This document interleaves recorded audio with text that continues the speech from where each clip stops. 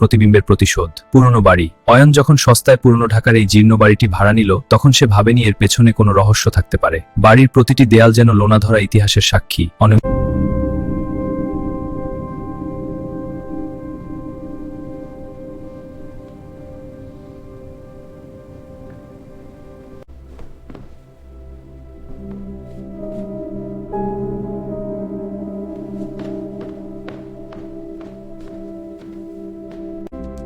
এটা কোন লজিকের লড়াই? আলোর প্রতিসরণ নাকি ক্লান্তি? কফিটা নিয়ে আসি, তারপর আবার চেষ্টা করব। এবার ফোকাস করি, এটা সলভ করতেই হবে।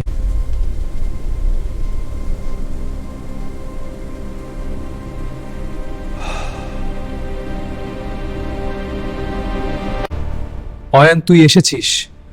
ভয় পাচ্ছিস? তোর চোখে দেখবো সেই ভিয়ে। তোর ভয় পেত অঞ্চুকো। এর একসাথে দেখব আমরা।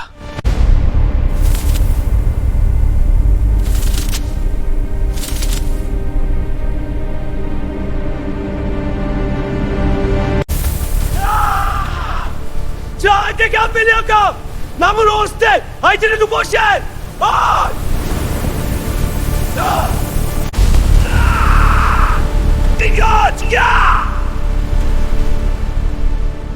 আমি ঘরের ভেতর নেই। এ কোন অন্ধকার জগৎ? কি এটা? এটা কাজ ভাঙতে পারছি না। আমার প্রতিবিম্ব, এটা ভুল হচ্ছে। আমি বাইরে প্রতিবাদে আটকে।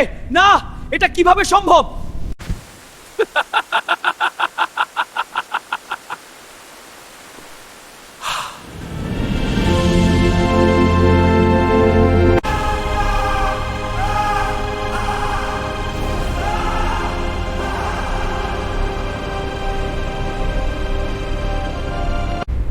কে তুমি? আমার ল্যাপটপ থেকে দূরে থাকো।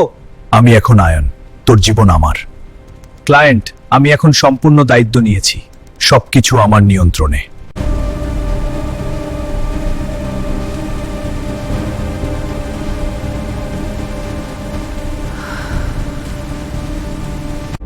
সবকিছু উল্টো তো দিলে। আমি এখানে আটকে গেলাম। আয়েশ করছি বাইরে, তুই ভুগছিস ভেতরে। তুই আমার ছায়া। এটা অন্যায়। এই কোডগুলো রক্ত দিয়ে লেখা মনে হচ্ছে। এখানে আরো কিছু আছে। এই ডায়েরিটা, আমাকে এর রহস্য উদ্ঘাটন করতেই হবে। এটা কোনো অভিশাপ নয়, এটা একটা এনক্রিপ্ট বই। আমার রক্ত দিয়ে কোড লিখবো, এটাই চাবিকাঠি। এবার পোর্টাল খুলবে। আয়নার কাছে রক্ত দিয়ে কোট লেখায়। ভেঙে ফেলবে আয়না।